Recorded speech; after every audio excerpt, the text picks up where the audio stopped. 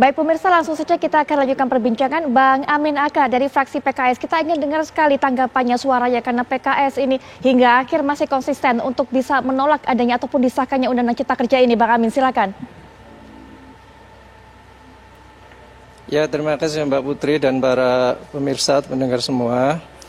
Jadi PKS menolak itu karena RUU ini cacat prosedural dan substansial. Ini pertama kali Indonesia itu membuat peraturan perundang-undangan dengan metode Omnibus Law. Membahas 79 undang-undang, ya ada 1.203 pasal, 11 sektor, 11 klaster, bahkan ratusan sektor. Itu dalam waktu hanya 5 bulan. Ya, dengan rapat-rapat yang tidak lazim, hari libur pun kita rapat.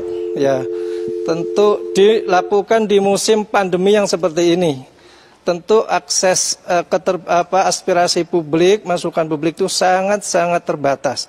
Jangankan publik, kita saja sebagai anggota panja itu kehadiran fisiknya itu dibatasi. Baik. Misalnya dari PKS 3 orang itu yang boleh hadir fisik cuma 1 gitu. Yang online tentu saja banyak keterbatasan, tidak bisa memberi masukan, mungkin kurang didengar, mungkin sinyal lemah. Itu 1. Kemudian yang kedua dari sisi substantif, ya. Banyak sekali yang kita kritisi dari RUU ini. Ya, salah satunya memang yang cukup menyita perhatian publik itu klaster ketenaga kerjaan. PKS berjuang dari awal agar tidak ada perubahan terkait dengan ketenaga kerjaan ini. Ingin mempertahankan undang-undang existing. Dan perdebatan mengenai ini tuh sangat panjang, khususnya terkait dengan upah, ya, pesangon. Pesangon itu deal-dealnya itu dari malam sampai siang. Ya, kita tahu kan sekarang pesangon maksimal bisa 32 kali lipat gaji dengan masa kerja 24 tahun. Baik. Ya, kita ingin mempertahankan itu. Dan tadinya sudah disepakati, awalnya pengusaha memang sanggup hanya dengan 19 kali. Yang ya sisanya kelebihannya 13 kali berarti tanggungan pemerintah. Lalu deal akhirnya pengusaha sanggup 23 kali dan pemerintah yang 9. Tapi akhirnya kembali lagi ke awal. Baik. Akhirnya seperti yang sekarang diketok, ya pengusaha 19 kali, pemerintah 6 kali, itu pun melalui mekanisme JKP, jaminan kehilangan pekerjaan. Itu terkait dengan perjuangan kami untuk mengawal klaster ketenagakerjaan. Untuk klaster-klaster yang lain yang terkait dengan kedaulatan pangan, terkait keberpihakan kepada UMKM dan sekali banyak Mbak. Banyak yang bisa saya sampaikan sebetulnya kalau ada waktunya. Ya, mohon maaf karena hari ini kita akan terbatas membatasi di klaster ketenagakerjaan saja dan bagaimana dampaknya kepada buruh dan juga para pekerja. Begitu Bang Amin. Mbak Mira, mungkin langsung saja berikan tanggapan tadi karena Pak Haryanto jadi sudah menjelaskan mengenai upah, ada tanggapan terus juga bisa menyinggung mengenai outsourcing tadi. Ya, yang pertama kalau tadi sampaikan Pak Haryanto artinya kehadiran negara tidak ada ketika upah itu diserahkan kepada pekerja dan pengusaha untuk berunding. Kalau ada serikat pekerjanya di perusahaan tersebut yang kuat, bisa mereka melakukan perundingan. Tetapi banyak juga perusahaan-perusahaan yang tidak memiliki serikat pekerja. Dan kalaupun ada, itu sangat lemah, ada yang lemah. Jangankan bikin serikat pekerja, baru mau bikin serikat pekerja aja sudah diputus tuh kontraknya. Sudah dipecat-pecatin sama si pengusaha. Kalau Pak Haryanto menyampaikan apple to apple dengan Jepang, saya kira nggak pas juga.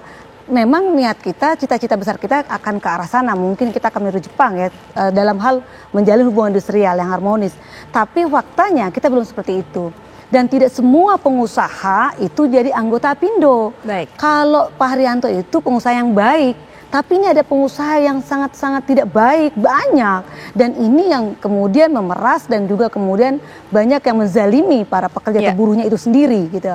Sehingga pertanyaan saya adalah ketika upah itu kemudian serahkan untuk diperundingkan kembali antara dalam hal ini memperundingkan UMSK antara pekerja dan pengusahanya, lalu negara di mana hadirnya? Itu pertanyaan saya.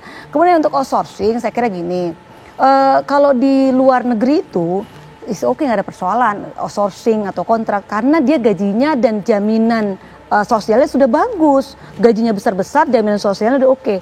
Tapi di Indonesia kita sama-sama tahu sekarang yang sudah ada aturan mainnya, misalnya ada klausul undang-undangnya di dalam undang-undang itu pengusaha atau perusahaan wajib memberikan upah sesuai dengan upah minimum.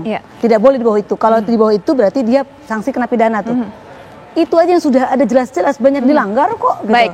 Apalagi ini tidak ada aturan main seperti itu. Gitu. Baik Mbak Mira, kita tahan, nanti kita akan berikan tanggapan lagi tentunya setelah jeda. Nanti kami akan berikan kesempatan Pak Haryanto untuk bisa menanggapi tadi apa yang disampaikan oleh Mbak Mira. Bang Said juga, Bang Didi Irawadi juga ada yang mau ditambahkan nanti. Dan juga Bang Terry, ada Bang Amin juga. Tapi nanti kami berikan kesempatan setelah jeda berikut ini. Kami segera kembali.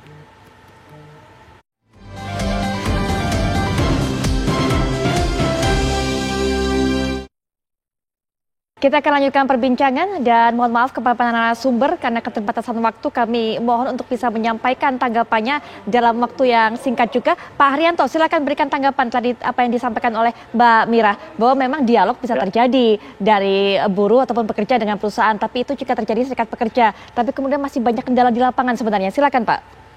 Ya, pasti akan terjadi kendala karena memang selama ini kan kita tidak dilatih untuk berdialog, semuanya kan selalu diputuskan saja sepihak gitu kan. Jadi pengusaha juga yang hanya bisa menerima, tidak bisa berdialog. Gitu. Lalu saya ingin menanggapi juga tadi pernyataan Bang Iqbal kawan saya bahwa PKWT itu sebetulnya bagi pengusaha ini juga berat karena PKWT ini sekarang seperti undang-undang yang lama, bahkan sekarang pengusaha diminta untuk memberikan kompensasi yang akan diatur oleh peraturan pemerintah. Jadi sebetulnya ini juga semua merasa sama-sama harus berkorban sih memang demi rakyat kita yang supaya bisa bekerja begitu.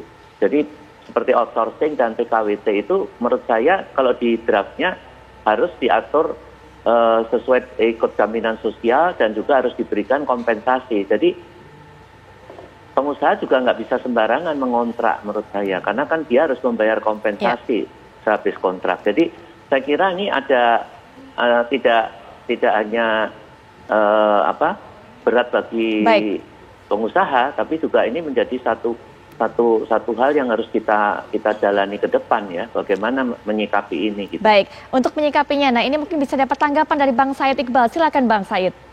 Yang pertama, menyikapi hasil rapat paripurna DPR yang sudah mengesahkan RUU Cipta Kerja, maka buruh melakukan mogok nasional, unjuk rasa serentak secara nasional di 25 provinsi, terkonfirm 2 juta buruh stop produksi dari jam 6 pagi sampai jam 6 sore, mulai tanggal 6 Oktober sampai 8 Oktober.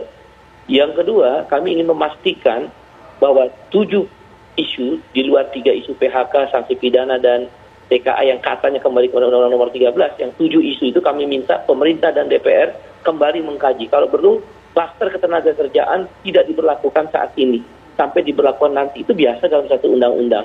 Yaitu kembalikan UMK, tidak perlu bersyarat, dan jangan hilangkan UMSK. Yang kedua, pesangon kembalikan pada undang-undang existing. Kalau kita lebih tinggi dibandingkan negara-negara lain, katanya pesangonnya, tapi jaminan sosial kita rendah. JHT dan jaminan pensiun kita cuma 8,7% bayar iuran. Pengusaha Malaysia dan buruh Malaysia bayar 23%. Pengusaha dan buruh Singapura 3%. Dan kemudian juga outsourcing dan karyawan kontrak tidak boleh seumur hidup. Harus ada batas waktu kontraknya. Dan jenis pekerjaan yang boleh di-outsourcing seperti di Perancis 13 jenis pekerjaan. Di Indonesia kembalikan kepada Bang Said. Pekerjaan. Kira-kira itu, dan kita akan berjuang terus melakukan dalam strategi gerakan massa dan juga meminta lobby-lobby pada pemerintah untuk mempertimbangkan tidak memberlakukan klaster ketenagakerjaan misal 4-5 tahun ke depan sampai ada dialog-dialog yang dibangun kembali sampai 4-5 tahun ke depan. Saya pikir itu solusi. Ya, baik Bang Said. Baik, Bang Didi mungkin bisa berikan tanggapan juga sebagai penutup, Bang. Ya, saya heran ya.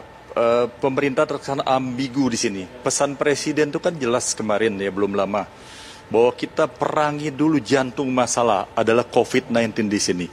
Akibat COVID-19 jelas sudah terlihat bahwa perekonomian kita rusak parah, dan yang di sini dalam kaitan dengan buruh pekerja ini yang termasuk yang paling terdampak. Kita lihat pengangguran yang dahsyat meningkat, lalu kemiskinan yang luar biasa.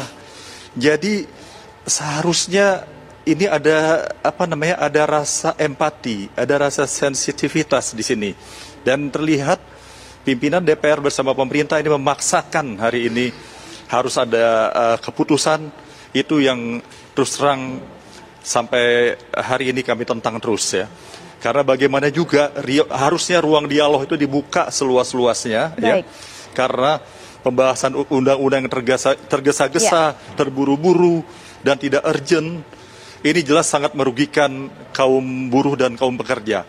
Nah ini kami sangat menyesalkan, harusnya ruang dialog, ruang diskusi, ruang aspirasi itu harusnya hari ini tadi di paripurna tetap dibuka seluas-luasnya. Baik. Sangat disayangkan. Baik, kami dapat poinnya Bang. Mohon maaf karena keterbatasan waktu, maka usai sudah diskusi kali ini. Sekali lagi terima kasih untuk para narasumber yang terlibat. Pak Haryanto, terima kasih. Bang Said, terima kasih. Bang Didi, juga terima kasih. Bang Amin, terima kasih. Bang ada Bang Terry tadi juga sudah bergabung dengan kita. Terima kasih sudah menyediakan waktunya untuk bisa menyuarakan tanggapannya. Mbak Mira juga terima kasih sudah hadir bersama kita di sini. Nanti kita akan tunggu bagaimana tindak lanjut sesuai dengan apa yang disampaikan oleh Bang Said tadi. Masih ada tuntutan yang akan disuarakan. Dan perbincangan ini sekaligus juga menutup jumpa kita di Apa Kabar Indonesia malam kali ini. Kami akan kembali esok 18.30 waktu Indonesia Barat. Jangan sampai dilewatkan. Sesaat lagi Windy Wellington akan menemani Anda di kabar utama. Saya Putri Viola pamit. Selamat malam. Sampai jumpa.